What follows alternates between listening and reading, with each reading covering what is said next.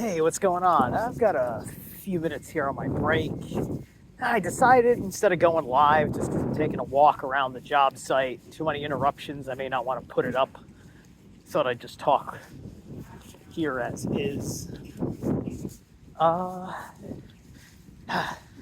I'm putting a thought out there that may become a more refined kind of point I want to make another time, but I want to put it out to the ethers now the best way I can say it.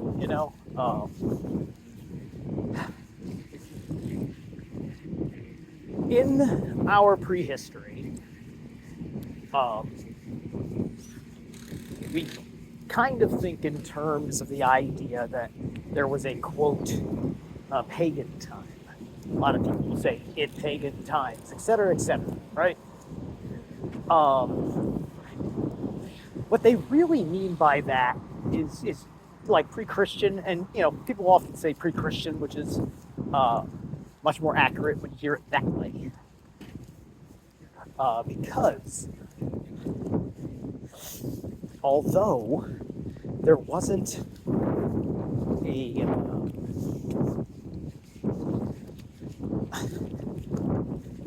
monotheistic idea as such, right?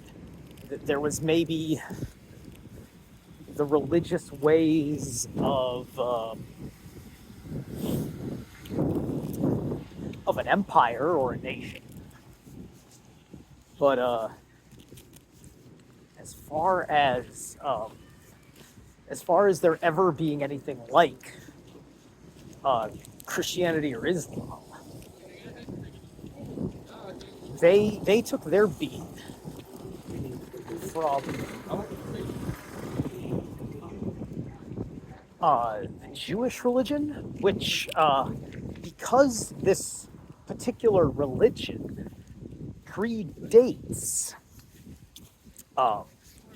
the others, it kind of gets mistaken as being pagan, because everything pre-Christian, pre-Islamic is considered pagan, right? And thus it is considered to be within equal standing. You think that's what it is because you're talking about the texts, the stories in these texts that are very tribal, about the tribe of the race of these particular kinds of people. And, and if you're a Gentile, you feel like Christianity allows you to have the same claim to the kingdom of God that a righteous Jew of the Old Testament has, as you can see, right? So the truth of the matter is that like paganism, animism, quote, heathenry, is one particular kind of thing that was in a mix.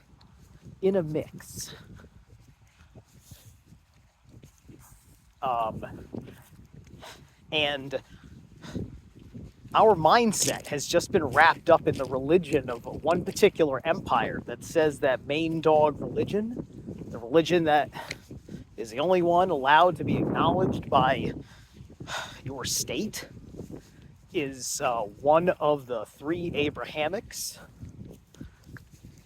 and often not even Judaism itself, other than its welcomeness to be there. But they were a henotheistic,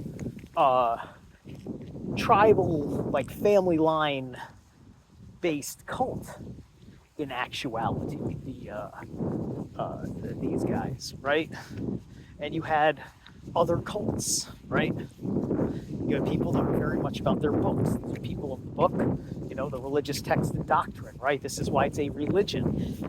Shinto has many, many gods. It's a religion. It's an organized religion with acknowledgement of this Japanese pantheon. But it's religious. And you kind of look back at that religion. And funny thing about things that are religions is that they don't happen unless the Godhead says so to be your emperor. So Shinto is highly influenced by the Emperor of Japan, a fallible man just like anyone else. I just remember all these Asian emperors, they did the same fucking God King thing that the Caesars did or whatever. And I mean, Japan was doing it right up to the end, right?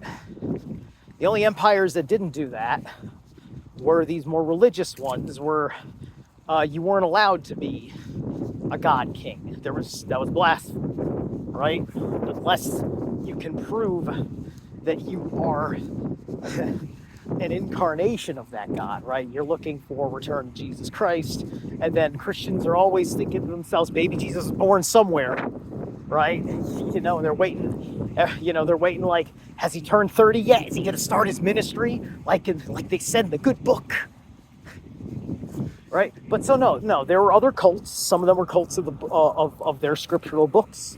As well, and then you also had other religions, other state religions, and things like that.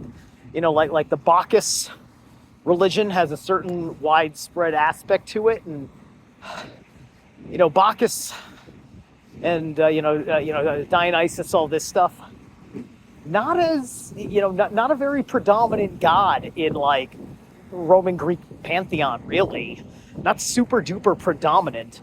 His story is more of like a spin-off that built him into something bigger than he actually was, and he just became extraordinarily popular because who the fuck doesn't want to worship the god of the fucking party?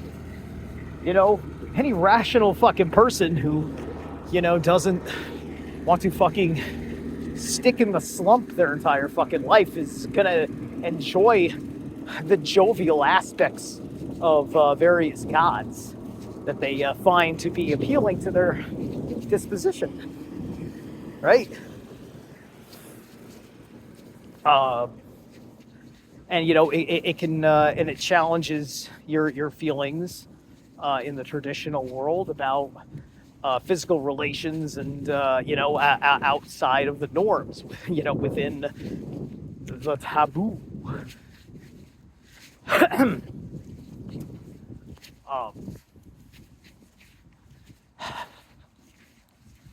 So I feel like that there needs to be that distinction and that clarity, right? And this is about dismissal of things. It's not about being anti anything, or particularly anti peoples. I'm not picking on people on that level. There are different conversations to talk about behavior, talk about, doctrinal duty and behavior, and aspects of, all the details, quote, devils in the details, right?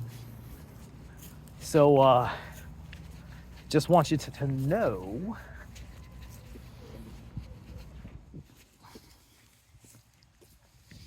that, there's a noble pursuit that ought to happen to get the proper historical situation, because people want to make X, Y, and Z historical claims. Whether it be those peoples themselves, the people who believe those people themselves, or the people that think that doing such an argument in the opposite is the needed circumstance.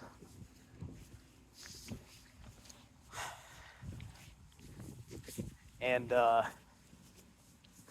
what's up, man? I'm just walking on. I'm still on the break.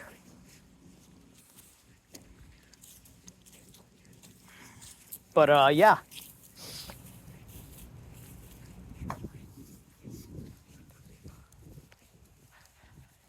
So, Christianity, Islam, they came around, they changed the deal because they took that system that was Jewish. And not only did they take the system, but they actually made it the sequel to the system, right? It's almost like the Hebrew scriptures were really popular in the Semitic lands. People figuring out if they were people that fit the bill of all these lost tribes and such, right? And then there were people that sat there and decided to claim it in the first place, Pharisees. And I don't know about the Sadducees, but I know a thing or two about the Pharisees I don't want to talk about. because I'm not prepared for that. But the point is that I'm just letting you see how this framework of transition happened, right? And this has been part of a longer plan of certain kinds of consolidations designed to bring us back into what was more akin to the Atlantean system over time, especially because the Christian worldview, although it's about there being a God and a heaven and angels and demons and miracles and so on and so forth, it also became a very material in the mind matter, right? You were hardly thinking of the infrastructure of the soul. You just knew that you were kind of like this force ghost driving this meat suit. And you're asking all sorts of questions about, God, why am I here, right? Because you probably feel out of place and you don't have a purpose. I was like that. It's part of the things that make you into more of a rebellious disposition. And then you try to not hold on to things that you've resolved from your childhood that really have nothing to do with anything. And, other than seeing it for what it was as a bad part of how you were raised in accordance to what society said was a proper way to raise somebody, and you were the child of parents of that kind of attitude. So anyway,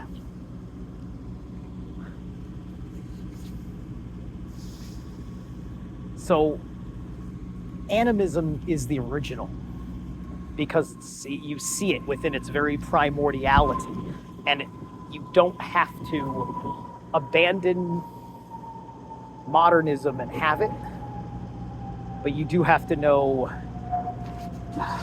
how to live animistically and naturalistically while also living with technology, because that's okay, because technology that we've developed is an aspect of magic. And it's great to have magic. All right, I'll catch you guys later.